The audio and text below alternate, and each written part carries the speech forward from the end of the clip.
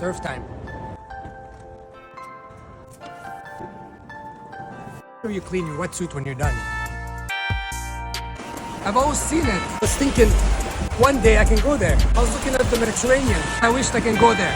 I've seen the beautiful Israeli children surfing in Tel Aviv. All what I can think about is one day I have an Israeli friend.